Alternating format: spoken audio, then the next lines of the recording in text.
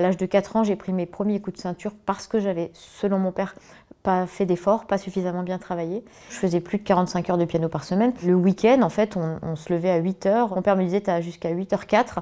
À 8h04, on se met au piano et ensuite, ça pouvait aller jusqu'à 1h, 2h, 3h du matin. Chaque jour de ma vie, je me suis demandé si je serais encore là le lendemain. Quand j'ai eu 2 ans et demi, donc j'ai commencé à faire du piano à raison d'une demi-heure par jour, ce qui est quand même déjà pas mal pour un enfant de 2 ans et demi. Et s'est mis en place en fait tout un système de punition, des privations de nourriture. Voilà, j'avais le droit de manger si j'avais suffisamment bien travaillé, des enfermements aussi à la cave ou dans ma chambre sans lumière. Le temps passé devant le piano a pris de plus en plus d'ampleur, en fin de primaire en fait. Et là, j'ai commencé à faire des concours nationaux, des concours internationaux.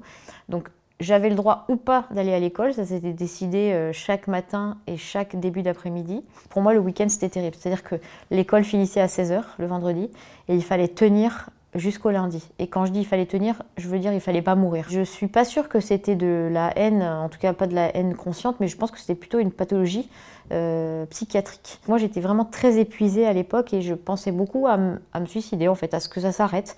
Et j'essayais de semer des petits cailloux, mais personne visiblement ne les voyait. Donc je me suis dit bon bah je vais arrêter de manger. Et peut-être que si j'arrête de manger, que je maigris beaucoup, mon père va se rendre compte que je suis malheureuse et va changer. Et donc je suis arrivée en seconde dans les Yvelines en faisant plus que 31 kilos. Et vraiment la personne qui m'a sauvé la vie, c'est l'infirmière scolaire. Ce qui s'est passé, c'est que le jour de la rentrée, la professeure de français, qui était notre professeure principale, nous a demandé d'écrire au verso les renseignements usuels et derrière d'écrire ce qu'on voulait.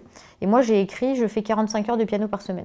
Et le lendemain matin, à la récréation, m'attendait l'infirmière scolaire devant la classe. Elle m'a expliqué, voilà, il paraît que tu fais 45 heures de piano par semaine, mais tu sais, il va y avoir le bac. Donc, elle pensait me demander de faire un sacrifice.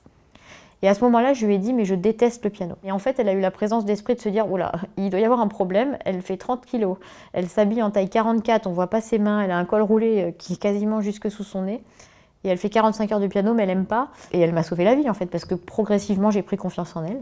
Et j'ai commencé à lui expliquer ce qui se passait à la maison. Et puis, voilà, après quelques mois, elle a fait un signalement et j'ai pu être placée. Moi, je voulais faire médecine, hein, j'ai toujours voulu faire médecine. Et ça a vraiment été mon étoile du berger de m'accrocher à ce rêve. Et quand j'ai été placée dans ce foyer, on est arrivé avec 3 filles en même temps. Et au bout d'une semaine, j'étais la seule à continuer d'aller au lycée. Très vite, j'ai compris petite. Et d'ailleurs, mon père me l'a toujours dit. Il m'a toujours répété, je t'aurai, t'en crèveras, mais je t'aurai.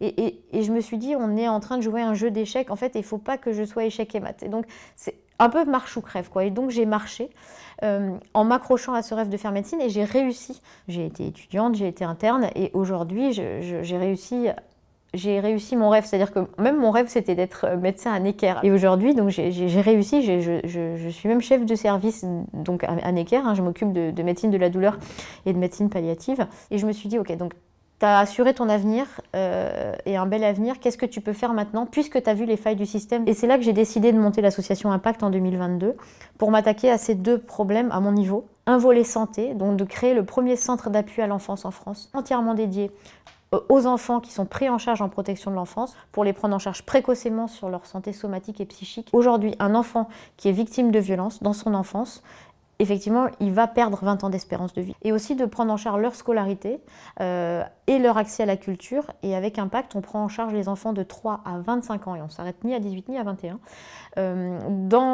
dans leur globalité, c'est-à-dire du soutien scolaire, de l'expression artistique, de la bibliothérapie, le soutien pour des bourses d'études, des bourses d'aide à l'installation, le permis de conduire. Enfin vraiment un programme qui est pensé à 360 degrés pour prendre en charge les enfants santé, scolarité, culture et insertion professionnelle. Le placement m'a sauvé la vie. Et ça, vraiment, c'est important de le dire. C'est-à-dire que si je n'avais pas été prise en charge par l'aide sociale à l'enfance, aujourd'hui, je serais morte. On ne serait pas en train de discuter, je ne serais pas là.